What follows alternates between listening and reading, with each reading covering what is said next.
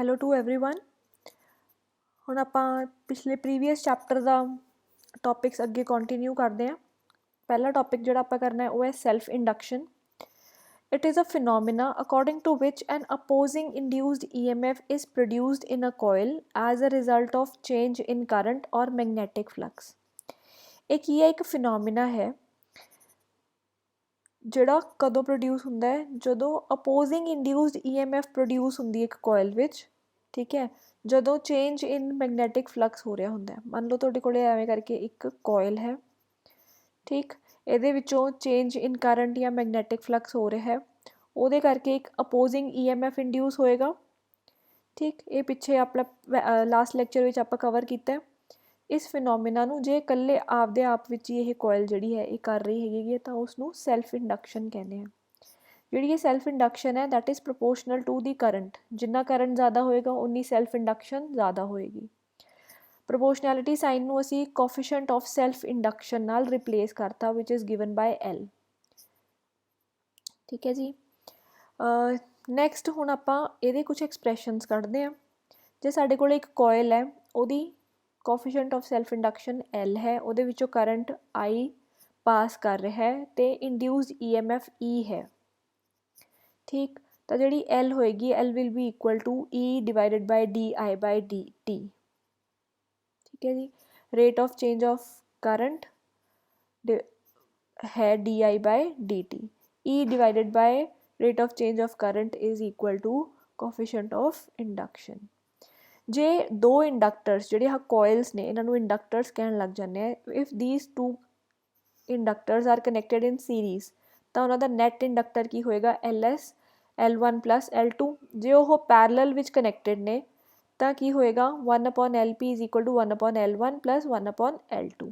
ਇਹ ਐਕਸਪ੍ਰੈਸ਼ਨ ਬਿਲਕੁਲ ਉਵੇਂ ਨੇ ਸਾਡੇ ਉਹਦੇ ਰੈਜ਼ਿਸਟੈਂਸਿਸ ਵਾਲੇ, ਠੀਕ ਹੈ। ਜੇ ਦੋ ਰੈਜ਼ਿਸਟੈਂਸਿਸ ਵਿੱਚ ਸੀਰੀਜ਼ ਵਿੱਚ ਕਨੈਕਟਡ ਨੇ ਤਾਂ ਸਾਡੇ ਕੋਲ ਰਿਜ਼ਲਟੈਂਟ ਕਿਵੇਂ ਆਉਂਦਾ? ਉਹਨਾਂ ਨੂੰ ਐਡ ਕਰਕੇ। ਜੇ ਉਹ ਪੈਰਲਲ ਵਿੱਚ ਕਨੈਕਟਡ ਨੇ ਤਾਂ ਇਸੇ ਤਰੀਕੇ ਦਾ ਐਕਸਪ੍ਰੈਸ਼ਨ ਆਉਂਦਾ, ਠੀਕ ਹੈ। ਇਹ ਤੁਹਾਡੇ ਐਕਸਪ੍ਰੈਸ਼ਨਸ ਤੁਹਾਡੇ ਨੂਮੈਰੀਕਲਸ ਵਿੱਚ ਹੈਲਪ ਕਰਨਗੇ। ਅੱਗੇ ਅਸੀਂ ਕਰਨਾ ਹੈ, ਜੇ ਅਸੀਂ ਇਹ ਇੰਡਕਟਰ ਲੈ ਲੈਂਦੇ ਹਾਂ ਤਾਂ ਉਹਦੇ ਵਿੱਚ ਕੁਝ ਐਨਰਜੀ ਸਟੋਰ ਹੋਏਗੀ। ਅਸੀਂ ਉਸ ਐਨਰਜੀ ਸਟੋਰ ਦਾ ਐਕਸਪ੍ਰੈਸ਼ਨ ਕੱਢਣਾ, ਠੀਕ ਹੈ। ਹੁਣ ਇੰਡਿਊਸਡ EMF ਜਿਹੜੀ ਹੈ ਇੰਡਕਟਰ ਦੇ ਵਿੱਚ ਪ੍ਰੋਡਿਊਸ ਹੋ ਰਹੀ ਉਹ E ਹੈ, ਸਮੋਲ E। ਉਹਦਾ expression is equal to L coefficient of inductance into rate of change of current DI/dt, ਠੀਕ ਹੈ ਜੀ। ਹੁਣ ਸਾਨੂੰ ਪਤਾ ਹੈ ਵਰਕ ਡਨ ਕੀ ਹੁੰਦਾ ਹੈ? Work done is equal to power multiply by time, ਠੀਕ ਹੈ। ਇਹ ਸਾਨੂੰ ਐਕਸਪ੍ਰੈਸ਼ਨ ਪਤਾ ਹੈ ਪਹਿਲਾਂ ਤੋਂ, ਠੀਕ ਹੈ। ਹੁਣ ਸਮੋਲ ਵਰਕ ਡਨ ਕੀ ਹੋਏਗਾ? DW power multiply by DT। Small time DT ਵਿੱਚ ਕਿੰਨਾ ਵਰਕ ਡਨ ਕੀਤਾ ਹੈਗਾ that is equal to P into DT, ਠੀਕ ਹੈ ਜੀ। ਹੁਣ ਜਿਹੜੀ ਪਾਵਰ ਹੁੰਦੀ ਹੈ ਇਹ ਅਸੀਂ ਪਹਿਲਾਂ ਵਾਲੇ ਚੈਪਟਰਸ ਵਿੱਚ ਕੀਤਾ ਹੋਇਆ ਹੈ। Power is equal to VI ਮਤਲਬ ਵੋਲਟੇਜ ਇੰਟੂ ਕਰੰਟ, ਠੀਕ। ਇੱਥੇ ਵੋਲਟੇਜ ਜਾਂ ਪੋਟੈਂਸ਼ੀਅਲ ਡਿਫਰੈਂਸ ਕਿੰਨਾ ਹੈ? EMF ਜਿੰਨਾ ਇੰਡਿਊਸ ਹੋ ਰਿਹਾ ਹੈ E ਇੰਟੂ I। ਇਹ ਕੀ ਹੋਈ ਸਾਡੀ power. Power into DT is work done. Small work done ਜਿਹੜਾ ਹੋਇਆ ਉਹਦਾ ਐਕਸਪ੍ਰੈਸ਼ਨ ਇਹ ਆ ਗਿਆ। ਹੁਣ E ਦੀ ਵੈਲਿਊ ਸਾਨੂੰ ਪਤਾ ਇੰਡਿਊਸਡ EMF ਦੀ ਵੈਲਿਊ ਕਿੰਨੀ ਹੁੰਦੀ ਹੈ? L into DI/dt। ਇੱਥੋਂ DT ਕੈਂਸਲ ਆਊਟ ਹੋ ਗਏ ਤਾਂ ਬਾਕੀ ਐਕਸਪ੍ਰੈਸ਼ਨ ਬਚਿਆ LI/DI। It is equal to the small amount of work done. ਹੁਣ ਜੇ ਅਸੀਂ total amount of work done ਕੱਢਣਾ ਤਾਂ ਸਾਨੂੰ ਇੰਟੀਗ੍ਰੇਟ ਕਰਨਾ ਪਏਗਾ। ਇੰਟੀਗ੍ਰੇਟ ਕੀਤਾ ਤਾਂ ਵਰਕ ਡਨ ਕਿੰਨਾ ਆ ਗਿਆ? LI² ਡਿਵਾਈਡਡ ਬਾਈ 2। ਸਿੰਪਲ ਇੰਟੀਗ੍ਰੇਸ਼ਨ ਹੈ ਬੇਟਾ, ਠੀਕ ਹੈ। ਹੁਣ ਜਿਹੜਾ ਇਹ ਵਰਕ ਡਨ ਹੈ EMF ਨੇ ਜਿਹੜਾ ਵਰਕ ਡਨ ਕੀਤਾ ਹੈਗਾ ਗਾ ਕਰੰਟ ਨੂੰ ਬਿਲਡ ਅਪ ਕਰਨ ਵਾਸਤੇ from 0 to I0 the value ਤੱਕ, ਇਹ ਜਿਹੜਾ ਵਰਕ ਡਨ ਹੈ ਇਹ ਐਨਰਜੀ ਦੀ ਫੋਰਮ ਵਿੱਚ ਸਟੋਰ ਹੋ ਜਾਂਦਾ ਹੈਗਾ ਗਾ ਇੰਡਕਟਰ ਦੇ ਵਿੱਚ ਵਿਚ is equal to half into L into I², ਠੀਕ ਹੈ। ਜਿੰਨਾ ਵਰਕ ਡਨ ਕੀਤਾ ਸੀਗਾ ਸੋਰਸ ਨੇ ਉਹ ਸਾਰਾ ਦਾ ਸਾਰਾ ਐਨਰਜੀ ਦੀ ਫੋਰਮ ਵਿੱਚ ਸਟੋਰ ਹੋ ਗਿਆ। ਅੱਗੇ ਆਪਣੇ ਕੋਲ ਟੌਪਿਕ ਆਉਂਦਾ ਹੈ ਸੈਲਫ ਇੰਡਕਟੈਂਸ ਆਫ ਲੌਂਗ ਸੋਲੇਨੋਇਡ।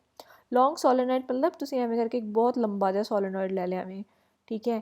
ਇਹਨੂੰ ਵਾਈਂਡ ਅਪ ਕੀਤਾ ਹੋਇਆ ਹੈ ਉਹਦੇ ਉੱਪਰ ਆਇਰਨ ਕੋਰ ਵਗੈਰਾ ਜਾਂ ਕਿਸੇ ਵੀ ਚੀਜ਼ ਦੇ ਉੱਪਰ, ਠੀਕ ਹੈ। ਲੌਂਗ ਸੋਲੇਨੋਇਡ ਤੁਸੀਂ ਪਿਛਲੇ ਡੈਰੀਵੇਸ਼ਨਸ ਕੀਤੀਆਂ ਬੇਟਾ, ਲੌਂਗ ਸੋਲੇਨੋਇਡ ਬਣਾਉਣਾ ਆਉਂਦਾ। ਲੌਂਗ ਸੋਲੇਨੋਇਡ ਦੀ ਲੈਂਥ ਹੈ L, area of cross section A, number of turns ਪਰ ਯੂਨਿਟ ਲੈਂਥ small n, ਠੀਕ ਹੈ। ਹੁਣ ਅਸੀਂ ਸਪੋਜ਼ ਕਰ ਲਿਆ ਕਰੰਟ I ਜਿਹੜਾ ਹੈ ਉਹ ਇਸ ਸੋਲੇਨੋਇਡ ਵਿੱਚੋਂ ਪਾਸ ਹੋ ਰਿਹਾ, ਤਾਂ ਮੈਗਨੈਟਿਕ ਫੀਲਡ ਇਨਸਾਈਡ ਦੀ ਸੋਲੇਨੋਇਡ ਕੀ ਹੋਏਗੀ, B = μ0n/I। ਬੇਟਾ ਇਹ ਪਿਛਲੇ ਚੈਪਟਰਸ ਦੇ ਐਕਸਪ੍ਰੈਸ਼ਨਸ ਨੇ, ਯੂਨਿਟ 3 ਦੇ ਐਕਸਪ੍ਰੈਸ਼ਨਸ ਨੇ ਜਿਹੜੇ ਆਪਾਂ ਹੁਣ ਸਿੱਧੇ ਯੂਜ਼ ਕਰ ਰਹੇ ਹਾਂ। ਸੋਲੇਨੋਇਡ ਵਿੱਚ ਮੈਗਨੈਟਿਕ ਫੀਲਡ ਜਿਹੜੀ ਪ੍ਰੋਡਿਊਸ ਹੁੰਦੀ ਹੈ ਉਹ ਹੁੰਦੀ ਹੈ B = μ0 × n/I।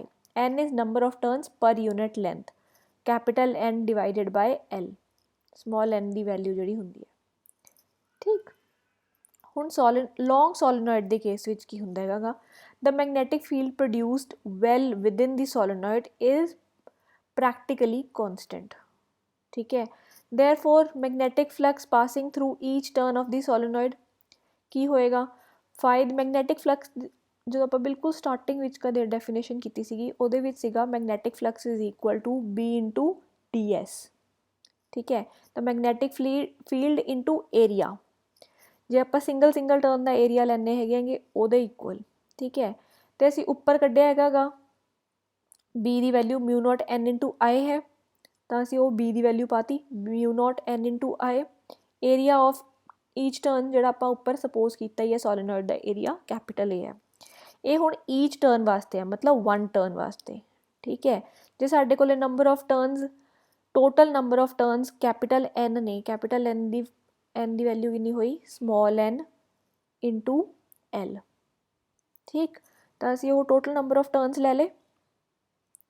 ਠੀਕ ਹੈ, ਤਾਂ ਸਾਡੇ ਕੋਲ ਹੁਣ ਸਾਡੇ ਕੋਲ ਐਕਸਪ੍ਰੈਸ਼ਨ ਆ ਗਿਆ ਫਾਈ ਦਾ μ0n², n ਤੇ n ਸਕੁਆਇਰ ਹੋ ਗਏ, IAL ਆ ਗਿਆ ਐਕਸਪ੍ਰੈਸ਼ਨ। ਠੀਕ ਹੈ, ਉੱਪਰ ਅਸੀਂ ਜਦੋਂ ਡੈਫੀਨੇਸ਼ਨ ਦਿੱਤੀ ਹੈ ਇੰਡਕਟੈਂਸ ਦੀ, ਤਾਂ ਅਸੀਂ ਕੀ ਕਹਿ ਰਹੇ ਹੈਗੇ, ਫਾਈ = L × I, fi = L × I। ਤਾਂ ਅਸੀਂ ਆਹ ਐਕਸਪ੍ਰੈਸ਼ਨ ਲੈ ਲਈਏ। ਠੀਕ ਹੈ, ਅਤੇ ਥੱਲੇ ਅਸੀਂ ਐਕਸਪ੍ਰੈਸ਼ਨ ਜਿਹੜਾ ਕੱਢ ਲਿਆ, ਡਿਡਿਊਸ ਕਰ ਲਿਆ, ਉਹ ਹੈ ਫਾਈ = μ0n² IAL। ਠੀਕ ਹੈ, ਤਾਂ I ਨੂੰ ਵਿੱਚੋਂ ਕੱਢ ਲਈਏ, ਇਹਨਾਂ ਦੋਨਾਂ ਐਕਸਪ੍ਰੈਸ਼ਨਸ ਨੂੰ ਜਦੋਂ ਆਪਾਂ ਕੰਪੇਅਰ ਕਰਦੇ ਹਾਂ ਤਾਂ ਸਾਡੇ ਕੋਲ L ਦੀ ਵੈਲਿਊ ਆ ਜਾਂਦੀ ਹੈ। ਤਾਂ L ਦੀ ਵੈਲਿਊ ਕੀ ਹੋਈ, μ0n² L × A। ਠੀਕ ਹੈ, ਮਤਲਬ ਇੰਡਕਟੈਂਸ ਦੀ ਵੈਲਿਊ ਲੌਂਗ ਸੋਲੇਨੋਇਡ ਦੇ ਕੇਸ ਵਿੱਚ ਸਾਡੇ ਕੋਲ ਆ ਗਈ। ਠੀਕ, ਹੁਣ ਬੇਟਾ ਇੱਥੇ ਦੇਖੋ ਜਿਹੜੀ ਇੰਡਕਟੈਂਸ ਹੈ ਲੌਂਗ ਸੋਲੇਨੋਇਡ ਦੀ ਉਹ ਡਿਪੈਂਡ ਕਰ ਰਹੀ ਹੈ n⁻2 ਦੇ ਉੱਪਰ, ਉਸ ਕਿੰਨਾ ਲੰਬਾ ਹੈ ਮਤਲਬ ਲੈਂਥ ਦੇ ਉੱਪਰ, ਅਤੇ ਉਹਦਾ ਏਰੀਆ ਆਫ ਕ੍ਰੋਸ ਸੈਕਸ਼ਨ ਕਿੰਨਾ ਹੈ। ਇਹਨਾਂ ਤਿੰਨਾਂ ਚੀਜ਼ਾਂ ਦੇ ਉੱਪਰ ਇੰਡਕਟੈਂਸ ਜਿਹੜੀ ਹੈ ਉਹ ਡਿਪੈਂਡ ਕਰ ਰਹੀ ਹੈ। ਠੀਕ ਹੈ, ਇਹ ਐਕਸਪ੍ਰੈਸ਼ਨ ਬੇਟਾ ਪਲੀਜ਼ ਯਾਦ ਰੱਖਣਾ ਹੈ, ਤੁਹਾਡੇ MCQs ਵਗੈਰਾ ਵਿੱਚ ਵੀ ਬਹੁਤ ਹੈਲਪ ਕਰਦਾ ਹੈ। ਨੈਕਸਟ ਸਾਡੇ ਕੋਲ ਆਉਂਦਾ ਹੈ ਕਿ ਐਨਰਜੀ ਕਿੰਨੀ ਸਟੋਰ ਹੋਈ ਇਸ ਸੋਲੇਨੋਇਡ ਦੇ ਅੰਦਰ।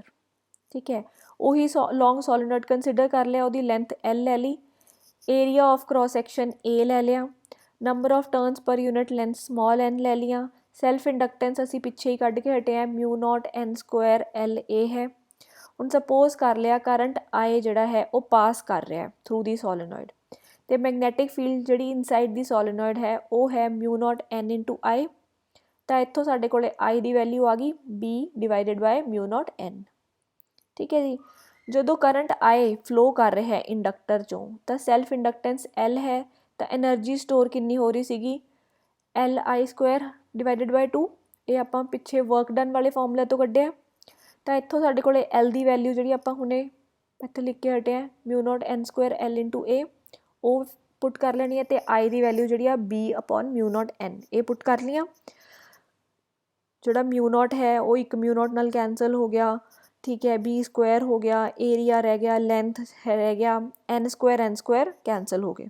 ਤਾਂ ਸਾਡੇ ਕੋਲ ਜਿਹੜੀ ਐਨਰਜੀ ਹੈ, ਠੀਕ ਹੈ, ਇੱਕ ਲੌਂਗ ਸੋਲੇਨੋਇਡ ਵਿੱਚ ਕਿੰਨੀ ਹੋਏਗੀ, 1/2 B² AL / μ0।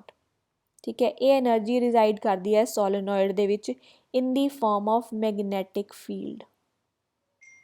ਠੀਕ ਹੈ, ਮੈਗਨੈਟਿਕ ਫੀਲਡ ਦੀ ਫਾਰਮ ਦੇ ਵਿੱਚ ਹੀ ਐਨਰਜੀ ਰਿਜ਼ਾਈਡ ਕਰਦੀ ਹੈ ਇੱਕ ਇੰਡਕਟਰ ਦੇ ਵਿੱਚ।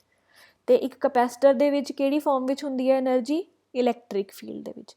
ਕਪੈਸਿਟਰ ਵਿੱਚ ਕੀ ਹੁੰਦਾ, ਇੱਕ ਸਾਈਡ ਪੋਜ਼ੀਟਿਵ ਇੱਕ ਸਾਈਡ ਨੈਗੇਟਿਵ ਹੁੰਦੇ ਆ, ਇੱਕ ਪਲੇਟ ਪੋਜ਼ੀਟਿਵ ਹੁੰਦੀ ਹੈ ਇੱਕ ਪਲੇਟ ਨੈਗੇਟਿਵ ਹੁੰਦੀ ਹੈ, ਤਾਂ ਇਹਦੇ ਅੰਦਰ ਕੀ ਹੁੰਦੀ ਹੈ ਇਲੈਕਟ੍ਰਿਕ ਫੀਲਡ। ਤਾਂ ਜਿਹੜੀ ਐਨਰਜੀ ਵਿੱਚ ਹੋਏਗੀ ਸਟੋਰ ਉਹ ਇਨ ਦੀ farm of electric field the farm ਵਿੱਚ ਹੋਏਗੀ ਕਪੈਸਿਟਰ ਦੇ ਕੇਸ 'ਚ। ਠੀਕ ਹੈ, ਕਨਫਿਊਜ਼ ਨਹੀਂ ਹੋਣਾ ਬੇਟਾ, ਇਹ ਕਪੈਸਿਟਰ ਹੈ। ਠੀਕ, ਤੇ ਇੰਡਕਟਰ ਜਿਹੜਾ ਹੋਏਗਾ ਐਵੇਂ ਕਰਕੇ ਸੋਲੇਨੋਇਡ ਵਾਂਗੂ ਹੋਏਗਾ, ਠੀਕ ਹੈ। ਇਹਦੇ ਵਿੱਚ ਜਿਹੜੀ એનર્ਜੀ ਸਟੋਰ ਹੋਏਗੀ ਉਹ ਇਨ ਦੀ ਫਾਰਮ ਆਫ ਮੈਗਨੈਟਿਕ ਫੀਲਡ ਹੋਏਗੀ, ਤੇ ਉਹਦਾ ਐਕਸਪ੍ਰੈਸ਼ਨ ਆ ਅਸੀਂ ਕੱਢ ਲਿਆ, ਠੀਕ ਹੈ ਜੀ। ਅੱਗੇ ਤੁਹਾਡੇ ਕੋਲੇ ਆਉਂਦਾ ਹੈਗਾ ਕਿ ਜਿਹੜੀ ਹੈ ਮੈਗਨੈਟਿਕ એનર્ਜੀ ਹੈ ਸਟੋਰਡ ਪਰ ਯੂਨਿਟ ਵੋਲਿਊਮ ਕੀ ਹੋਏਗੀ। ਪਰ ਯੂਨਿਟ ਵੋਲਿਊਮ ਮਤਲਬ ਕਿ ਡਿਵਾਈਡ ਕਰ ਦਿਓ ਵੋਲਿਊਮ ਦੇ ਨਾਲ। ਵੋਲਿਊਮ ਕੀ ਹੁੰਦਾ ਹੈ, ਏਰੀਆ ਇਨਟੂ ਲੈਂਥ, ਤਾਂ ਅਸੀਂ ਡਿਵਾਈਡ ਕੀਤਾ ਤਾਂ ਏਰੀਆ ਇਨਟੂ ਲੈਂਥ ਜਿਹੜਾ ਹੈ ਉਹ ਕੱਟਿਆ ਗਿਆ, ਮਤਲਬ ਵੋਲਿਊਮ ਦੀ ਵੈਲਿਊ ਕੱਟੀ ਗਈ, ਤਾਂ ਸਾਡੇ ਕੋਲੇ ਸਮੋਲ ਯੂ ਦੀ ਵੈਲਿਊ ਆ ਗਈ 1/2 b²/μ0। ਜੇ ਅਸੀਂ ਇਲੈਕਟ੍ਰੋਸਟੈਟਿਕ ਨੂੰ ਯਾਦ ਕਰਦੇ ਹੈਗੇ ਤਾਂ ਪੈਰਲਲ ਪਲੇਟ ਕਪੈਸਿਟਰ ਵਿੱਚ ਜਿਹੜੀ energy stored per unit volume आई सीगी वो सीगी 1/2 ε0 इंटू E²। इत्थे की आ रही है 1/2 μ0 इंटू B²। एक्सप्रैशनस विच डिफरेंस की है μ0 ते ε0 का, ठीक है। उत्थे मैगनैटिक फील्ड सीगी, इत्थे इलैक्ट्रिक फील्ड है, ठीक है जी। उत्थे कैपेसिटर आ रहा है, इत्थे कैपेसिटर आ रहा है इलैक्ट्रिक फील्ड वाली थां ते, इत्थे इंडक्टर आ रहा है, ठीक है जी। प्लीज़ बेटा कंपैरिजन जरूरी है बिकॉज थोड़े MCQs विच बहुत हेल्प करता है। नैक्सट असी करना है म्यूचुअल इंडक्शन। म्यूचुअल इंडक्शन तुहानूं नाम तो पता लग रहा होगा, म्यूचुअली मतलब कि दो कॉइल्स होणगियां एक दूजे तो की कर रही हैं कि इंडक्शन प्रोड्यूस कर रही हैं। It is the phenomena according to which an opposing EMF is produced in a coil as a result of change in current और magnetic flux linked with the neighbouring coil. उत्थे की हो रहा सीगा, एक अपोजिंग EMF इंड्यूस हो रहा सीगा आप ही उस कॉइल दे करके। एक कॉइल ਲਈ ਸੀਗੀ, ਉਹਦੇ ਵਿੱਚੋਂ ਕਰੰਟ ਨਿਕਲਿਆ, करंट दे करके चेंज ऑफ करंट दे करके अंदर ही इसे करंट दे चेंज ऑफ करंट दे करके EMF इंड्यूस होया तो उसनू सैल्फ इंडक्शन कह लिया। जे साडे कोले दो कॉइल्स पईयां एवें करके दो कॉइल्स ने, ठीक है, तो एक कॉइल विचों चेंज इन करंट दे करके इस नाल दी कॉइल विच फ्लक्स चेंज हो रहा है, ਉਹਦੇ करके अपोजिंग EMF इंड्यूस हो रहा है।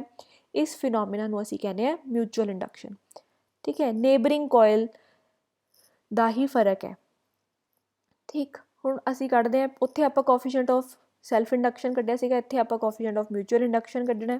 ਇੱਥੇ ਕੀ ਹੁੰਦਾ, φ ਇਜ਼ ਡਾਇਰੈਕਟਲੀ ਪ੍ਰਪੋਰਸ਼ਨਲ ਟੂ ਕਰੰਟ, ਤਾਂ ਮਿਊਚੁਅਲ ਇੰਡਕਸ਼ਨ ਦਾ ਫਾਰਮੂਲਾ ਆ ਗਿਆ। ਜਿਹੜੀ EMF ਇੰਡਿਊਸ ਹੋਈ ਉਹਦਾ ਫਾਰਮੂਲਾ ਕੀ ਹੈ, E is equal to -m di/dt। Negative sign ਕਿਉਂ ਹੈ, ਕਿਉਂਕਿ ਅਪੋਜ਼ਿੰਗ EMF ਹੈ, ਠੀਕ ਹੈ ਜੀ, ਡਾਇਰੈਕਸ਼ਨ ਡਿਫਰੈਂਟ ਹੁੰਦੀ ਹੈ। ਤਾਂ ਇਹਦੇ ਵਿੱਚ ਇੱਕ ਪ੍ਰਾਇਮਰੀ ਕੋਇਲ ਹੁੰਦੀ ਹੈਗੀ, ਇੱਕ ਸੈਕੰਡਰੀ ਹੁੰਦੀ ਹੈ। ਕੀ ਹੁੰਦਾ ਹੈਗਾ, ਪ੍ਰਾਇਮਰੀ ਕੋਇਲ ਵਿੱਚੋਂ ਕਰੰਟ ਨਿਕਲਿਆ, ਉਹਦੇ ਕਰਕੇ ਸੈਕੰਡਰੀ ਕੋਇਲ ਵਿੱਚ ਚੇਂਜ ਇਨ ਮੈਗਨੈਟਿਕ ਫਲਕਸ ਆਇਆ, ਚੇਂਜ ਇਨ ਮੈਗਨੈਟਿਕ ਫਲਕਸ ਆਇਆ ਤਾਂ ਇਹਦੇ ਵਿੱਚ ਕੀ ਆ ਜਾਏਗਾ, ਇੱਕ ਇੰਡਿਊਸਡ EMF, ਠੀਕ।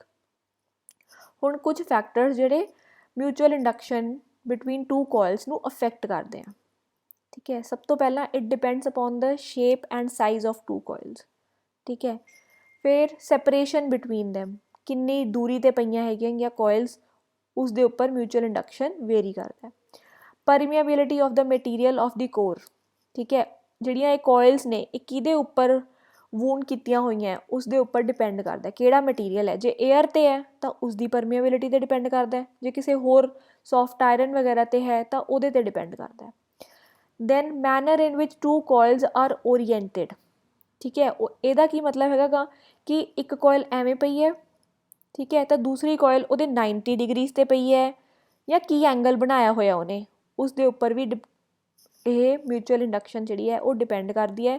ਇਹ ਅਸੀਂ ਡਿਟਰਮਿਨ ਕਰਾਂਗੇ ਬਾਏ ਕੋਫੀਸ਼ੀਐਂਟ ਆਫ ਕਪਲਿੰਗ ਨਾਲ, ਠੀਕ ਹੈ। ਉਹਦਾ ਫਾਰਮੂਲਾ ਦਿੱਤਾ ਹੋਇਆ, mutual induction divided by self induction ਪਹਿਲੀ ਕੋਇਲ ਦੀ, ਸੈਲਫ ਇੰਡਕਸ਼ਨ ਦੂਸਰੀ ਕੋਇਲ ਦੀ, ਟੂ ਦੀ ਪਾਵਰ √, ठीक है। L1 L2 सैल्फ इंडक्शन ने, M म्यूचुअल इंडक्शन है। जे बेटा दो कॉइल्स ने तो इस कॉइल की आपदी एक सैल्फ इंडक्शन तो होएगी होएगी, ठीक है, पर दूसरी नाल दी कॉइल दे करके ये कोले एक म्यूचुअल इंडक्शन भी होएगी। इस कॉइल की आपदी भी एक सैल्फ इंडक्शन होएगी, पर नेबरिंग कॉइल दे करके एक म्यूचुअल इंडक्शन भी होएगी, ठीक है जी। When two coils are wound on each other, coefficient of coupling is maximum। ਜੇ ਅਸੀਂ ਦੋਨੋਂ ਕੋਇਲਸ ਨੂੰ ਇੱਕ ਦੂਜੇ ਦੇ ਉੱਪਰ ਹੀ ਚੜਾ ਦਈਏ ਤਾਂ ਜਿਹੜਾ ਕੋਫੀਸ਼ੀਐਂਟ ਆਫ ਕਪਲਿੰਗ ਹੈ ਉਹ ਮੈਕਸਿਮਮ ਹੋਏਗਾ, ਇਸ ਕਰਕੇ ਮਿਊਚੁਅਲ ਇੰਡਕਸ਼ਨ ਵੀ ਮੈਕਸਿਮਮ ਹੋਏਗੀ, ਠੀਕ ਹੈ। ਮਿਊਚੁਅਲ ਇੰਡਕਸ਼ਨ ਜਿਹੜੀ ਹੈ ਉਹ ਇਨਕਰੀਜ਼ ਕਰਦੀ ਹੈ ਜੇ ਅਸੀਂ ਇਹਨਾਂ ਕੋਇਲਸ ਨੂੰ ਸੌਫਟ ਆਇਰਨ ਕੋਰ ਦੇ ਉੱਪਰ ਚੜਾ ਦਿੰਦੇ ਹਾਂ। ਕਿਉਂ? ਕਿਉਂਕਿ ਸੌਫਟ ਆਇਰਨ ਦੀ ਜਿਹੜੀ ਮੈਗਨੈਟਿਕ ਪਰਮੀਐਬਿਲਿਟੀ ਹੈ ਉਹ ਬਹੁਤ ਲਾਰਜ ਹੁੰਦੀ ਹੈ, बेटा बहुत इंपॉर्टेंट नोट है कि ਜਿਹੜੀ ਸੌਫਟ ਆਇਰਨ ਕੋਰ ਹੈ ਉਹਦੀ ਮੈਗਨੈਟਿਕ ਪਰਮੇਬਿਲਿਟੀ ਜਿਹੜੀ ਹੈ ਬਹੁਤ ਲਾਰਜ ਹੁੰਦੀ ਹੈ, ਇਸੇ ਕਰਕੇ ਟਰਾਂਸਫਾਰਮਰਸ ਵਿੱਚ ਜਿਹੜਾ ਕੋਰ ਯੂਜ਼ ਕੀਤਾ ਜਾਂਦਾ ਹੈ ਉਹ ਸੌਫਟ ਆਇਰਨ ਕੋਰ ਹੁੰਦਾ ਹੈ। ਠੀਕ ਹੈ, ਹੁਣ ਅੱਗੇ ਅਸੀਂ ਕਰ ਦੇਵਾਂਗੇ ਜਿਹੜੀ ਮਿਊਚੁਅਲ ਇੰਡਕਸ਼ਨ ਹੈ ਉਹ ਟੂ ਕੋਇਲਸ ਦੀ ਲੈਸਰ ਹੁੰਦੀ ਹੈ ਜੇ ਉਹ ਇੱਕ ਦੂਜੇ ਦੇ ਕਾਮਨ ਐਕਸਿਸ ਵਿੱਚ ਪਈਆਂ ਹੁੰਦੀਆਂ। ਕਾਮਨ ਐਕਸਿਸ ਮੀਨਸ ਆ ਤੁਹਾਡੀ ਪਹਿਲੀ ਕੋਇਲ ਹੈ, ਠੀਕ ਹੈ, ਤੇ ਇੱਥੇ ਹੀ ਤੁਹਾਡੀ ਦੂਸਰੀ ਕੋਇਲ ਪਈ ਹੈ, ਮਤਲਬ ਐਕਸ ਐਕਸਿਸ ਵਿੱਚ ਹੀ ਆ ਪਈ ਹੈ, ਐਕਸ ਐਕਸਿਸ ਵਿੱਚ ਹੀ ਆ ਪਈ ਹੈ, ਸਿੱਧੀਆਂ ਪਈਆਂ ਹੋਣਗੀਆਂ ਵਾਈ ਐਕਸਿਸ ਵਿੱਚ ਵੀ ਤਾਂ ਵੀ, ਤਾਂ ਇਹਨਾਂ ਦੀ ਮਿਊਚੁਅਲ ਇੰਡਕਸ਼ਨ ਜਿਹੜੀ ਹੋਏਗੀ ਉਹ ਲੀਸਟ ਹੋਏਗੀ। ਠੀਕ ਹੈ, ਹੁਣ ਅਸੀਂ ਅੱਗੇ ਐਕਸਪ੍ਰੈਸ਼ਨਸ ਕੱਢਦੇ ਹਾਂ ਕੁਛ। ਪਹਿਲਾਂ ਆਪਾਂ ਕੱਢਦੇ ਹਾਂ ਮਿਊਚੁਅਲ ਇੰਡਕਟੈਂਸ ਆਫ ਟੂ ਲੌਂਗ ਸੋਲੀਨੋਇਡਸ। ਜੇ ਅਸੀਂ ਦੋ ਸੋਲੀਨੋਇਡਸ ਲੈ ਲਈਏ, ਉਹਨਾਂ ਨੂੰ ਇੱਕ ਦੂਜੇ ਦੇ ਉੱਪਰ ਹੀ ਕੰਪਲੀਟਲੀ ਇੱਕ ਦੂਜੇ ਦੇ ਉੱਤੇ ਸਰਾਊਂਡ ਕਰਾ ਲਿਆ। ਠੀਕ ਹੈ, S1 S2 ਸੋਲੀਨੋਇਡਸ ਨੇ, ਉਹਨਾਂ ਦੀ ਲੈਂਥ ਜਿਹੜੀ ਆ ਉਹ L ਲੈ ਲਈ ਕਿਉਂਕਿ ਇੱਕ ਦੂਜੇ ਦੇ ਉੱਪਰ ਨੇ ਤਾਂ ਲੈਂਥ ਸੇਮ ਹੈ। ਠੀਕ ਹੈ, ਹੁਣ ਕੀ ਹੋ ਰਿਹਾ ਹੈਗਾ ਕਿ N1 ਤੇ N2 ਜਿਹੜੇ ਆ ਉਹ ਨੰਬਰ ਆਫ ਟਰਨਸ ਪਰ ਯੂਨਿਟ ਲੈਂਥ ਲੈ ਲਏ ਆਫ ਸੋਲੀਨੋਇਡ S1 ਤੇ S2 ਰਿਸਪੈਕਟਿਵਲੀ ਦੇ। ਠੀਕ ਹੈ, ਕਰੰਟ I1 ਜਿਹੜਾ ਹੈ ਉਹ ਪਾਸ ਕਰ ਰਿਹਾ ਸੋਲੀਨੋਇਡ S1 ਚੋਂ। ਠੀਕ ਹੈ, ਹੁਣ ਇਸ ਫਲੋ ਕਰਕੇ S1 ਦੇ ਵਿੱਚੋਂ ਕਰੰਟ I1 ਫਲੋ ਕਰਨ ਦੇ ਕਰਕੇ ਇੱਕ ਮੈਗਨੈਟਿਕ ਫਲਕਸ ਜਿਹੜੀ ਹੈ ਉਹ ਚੇਂਜ ਹੋਏਗੀ ਕੋਇਲ S2 ਵਿੱਚ। S1 ਦੇ ਕਰਕੇ S2 ਵਿੱਚ ਮੈਗਨੈਟਿਕ ਫਲਕਸ ਚੇਂਜ ਹੋ ਰਹੀ ਹੈ, ਉਹਦੇ ਕਰਕੇ ਸਾਡੇ ਕੋਲੇ ਕੀ ਆ ਰਿਹਾ, ਫਾਈ ਜਿਹੜੀ ਹੈ ਸੈਕਿੰਡ ਕੋਇਲ ਦੀ it will be proportional to current passing through first ਕੋਇਲ।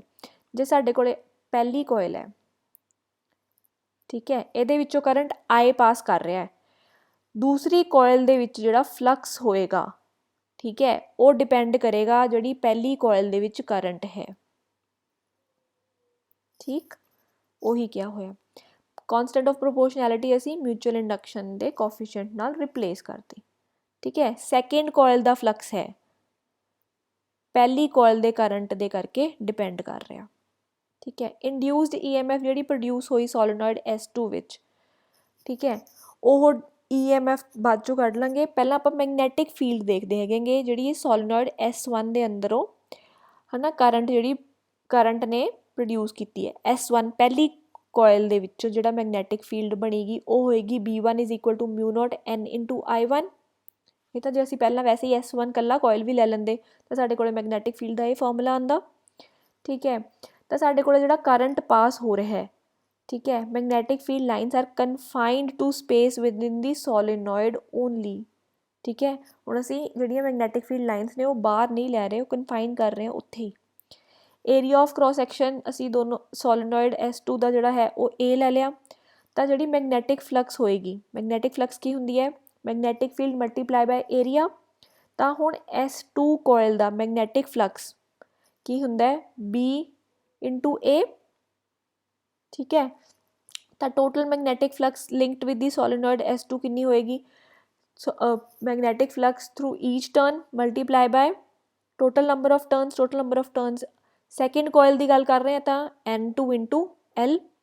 ਤਾਂ ਸਾਡੇ ਕੋਲ ਫਾਰਮੂਲਾ ਆ ਗਿਆ mu not N1 I1 A N2 into L। ਪਰ ਸਾਡੇ ਕੋਲ ਇੱਥੇ ਫਾਰਮੂਲਾ ਅਸੀਂ ਕੱਢਿਆ ਸੀਗਾ φ21 ਦਾ ਕਿ mutual induction multiply bye I1, ਇੱਥੇ ਵੀ I1 ਆ ਰਿਹਾ। ਠੀਕ ਹੈ, ਦੋਨੋਂ ਐਕਸਪ੍ਰੈਸ਼ਨਸ ਨੂੰ ਜਦੋਂ ਆਪਾਂ ਕੰਪੇਅਰ ਕਰਦੇ ਹਾਂ ਤਾਂ ਸਾਡੇ ਕੋਲ ਕੀ ਆਉਂਦਾ, ਮਿਊਚੁਅਲ ਇੰਡਕਸ਼ਨ ਦੀ value mu not N1 N2 A into L। ਠੀਕ ਹੈ, ਸਿਮਿਲਰਲੀ ਜੇ ਅਸੀਂ ਕਰੰਟ I2 ਨੂੰ ਲੈਂਦੇ ਹਾਂ, ਮਤਲਬ ਸੋਲੀਨੋਇਡ ਸੈਕਿੰਡ ਨੂੰ ਕੰਸੀਡਰ ਕਰ ਲਿਆ, ਤਾਂ ਉਹਦੇ ਵਿੱਚੋਂ ਮੈਗਨੈਟਿਕ ਫਲਕਸ ਜਿਹੜੀ ਹੈ ਉਹ ਫਸਟ ਸੋਲੀਨੋਇਡ ਦੇ ਵਿੱਚ ਚੇਂਜ ਹੋਏਗੀ। ਠੀਕ ਹੈ, ਤਾਂ magnetic flux of first coil current 2 ਦੇ ਕਰਕੇ ਚੇਂਜ ਕਰ ਰਹੀ ਹੈ। ਠੀਕ ਹੈ, ਸਿਮਿਲਰ ਉਹਦੇ ਸੈਕਿੰਡ ਕੋਇਲ ਵਿੱਚੋਂ ਮੈਗਨੈਟਿਕ ਫੀਲਡ ਕਿੰਨੀ ਹੈ, mu note N2 into I2। ਠੀਕ ਹੈ, ਤਾਂ ਇਸ ਫੀਲਡ ਦੇ ਕਰਕੇ ਮੈਗਨੈਟਿਕ ਫਲਕਸ ਕਿੰਨੀ ਹੋਈ, B2 ਇੰਟੂ A। ਠੀਕ, ਤਾਂ ਟੋਟਲ ਫਲਕਸ ਲਿੰਕਡ ਜਿਹੜੀ ਹੈਗੀ ਸੋਲੀਨੋਇਡ S1 ਦੇ ਨਾਲ ਉਹ ਕਿੰਨੀ ਹੋਏਗੀ, B2 into A N1 into L। ਤਾਂ ਸਿਮਿਲਰ ਉਹੀ ਸਟੈਪਸ ਲਗਾ ਕੇ ਸਾਡੇ ਕੋਲੇ ਦੁਬਾਰਾ ਫਿਰ ਮਿਊਚੁਅਲ ਇੰਡਕਸ਼ਨ ਜਿਹੜੀ ਹੈ ਉਹ ਆਉਂਦੀ ਹੈ mu not N1 N2 A into L। ਤਾਂ ਇੱਥੇ ਸਾਨੂੰ ਪਤਾ ਲੱਗਦਾ ਹੈ ਕਿ ਜਿਹੜੀ ਮਿਊਚੁਅਲ ਇੰਡਕਸ਼ਨ ਹੈ ਇਨ ਕੋਇਲ 1 ਡਿਊ ਟੂ ਕੋਇਲ 2 ਇਹ ਬਿਲਕੁਲ ਇਕੁਅਲ ਹੈ mutual induction of coil 2 due to 1। ਅਤੇ ਆਪਾਂ ਇਹਨੂੰ ਕੈਪੀਟਲ M ਲੈ ਲਿਆ ਅਤੇ ਉਹਦੀ ਵੈਲਿਊ ਕੀ ਹੈ μ0 n1 n2 a into l। ਠੀਕ ਹੈ ਜੀ। ਨੈਕਸਟ ਸਾਡੇ ਕੋਲੇ ਲਾਸਟ ਟੌਪਿਕ ਜਿਹੜਾ ਆਉਂਦਾ ਹੈਗਾ ਉਹ ਹੈ ਮਿਊਚੁਅਲ ਇੰਡਕਟੈਂਸ ਆਫ ਟੂ ਕੰਸੈਂਟਰਿਕ ਸਰਕਲ। ਬੇਟਾ ਵੈਸੇ ਤਾਂ ਇਹ ਟੌਪਿਕ ਥੋੜ੍ਹਾ ਟੀਡੀਅਸ ਹੋ ਜਾਂਦਾ ਹੈ ਤਾਂ ਤੁਹਾਨੂੰ ਕਰਨ ਦੀ ਮਤਲਬ ਜ਼ਿਆਦਾ ਇਹਦੇ 'ਤੇ ਭਾਰ ਪਾਉਣ ਦੀ ਲੋੜ ਨਹੀਂ ਹੈ, ਪਰ ਇਹ ਕਈ ਵਾਰੀ ਤੁਹਾਡੇ ਮਲਟੀਪਲ ਚੋਇਸ ਕੁਐਸਚਨ ਜਾਂ ਕੰਪੀਟੀਟਿਵ ਐਗਜ਼ਾਮਸ ਵਿੱਚ ਕੁਐਸਚਨ ਆ ਜਾਂਦਾ ਹੈ, ਤਾਂ ਉਸ ਕਰਕੇ ਸਿਰਫ ਤੁਹਾਨੂੰ ਫਾਰਮੂਲਾਸ ਕਰਵਾਏ ਜਾਂਦੇ ਆ। ਇਹਦੇ ਵਿੱਚ ਕੀ ਹੋਇਆ ਕਿ ਹੈ ਨਾ ਤੁਸੀਂ ਕੰਸੈਂਟਰਿਕ ਸਰਕਲਸ ਲੈ ਲਏ, ਐਵੇਂ ਕਰਕੇ 2 ਸਰਕਲਸ। ਠੀਕ ਹੈ, ਕੰਸੈਂਟਰਿਕ ਸਰਕਲਸ ਮਤਲਬ ਉਹਨਾਂ ਦਾ ਜਿਹੜਾ ਸੈਂਟਰ ਹੈ ਉਹ ਦੋਨਾਂ ਦਾ ਸੇਮ ਹੈ, ਰੇਡੀਅਸ ਜਿਹੜਾ ਹੈ ਉਹ ਡਿਫਰੈਂਟ ਹੈ। ਤਾਂ 2 ਰੇਡੀਅਸ ਲਏ ਹੋਏ ਆ R1 ਐਂਡ R2। ਠੀਕ ਹੈ, ਕਰੰਟ ਪ੍ਰੋਡਿਊਸ ਹੋ ਰਿਹਾ, ਕਰੰਟ ਜਿਹੜਾ ਹੈ I2 ਲੈ ਰਹੇ ਹੋ ਤੁਸੀਂ ਕੋਇਲ 2 ਚੋਂ। ਠੀਕ ਹੈ, ਤਾਂ ਮੈਗਨੈਟਿਕ ਫੀਲਡ ਜਿਹੜੀ ਹੈ ਉਹ ਕੋਇਲ ਦੀ ਸੈਂਟਰ ਵਿੱਚ ਕਿੰਨੀ ਹੋਏਗੀ ਉਹ ਕੱਢ ਲਈ। ਠੀਕ ਹੈ, C1 ਕੋਇਲ ਜਿਹੜਾ ਹੈ ਉਹ ਸਮੋਲ ਹੈ, ਮੈਗਨੈਟਿਕ ਫੀਲਡ B2 ਹੈ ਜਿਹੜੀ ਹੈ ਨਾ ਇਹਦੇ ਵਿੱਚ ਕੰਸੀਡਰ ਕੀਤੀ ਜਾਂਦੀ ਹੈ। ਕ੍ਰੋਸ ਸੈਕਸ਼ਨਲ ਏਰੀਆ ਲੈ ਲਿਆ।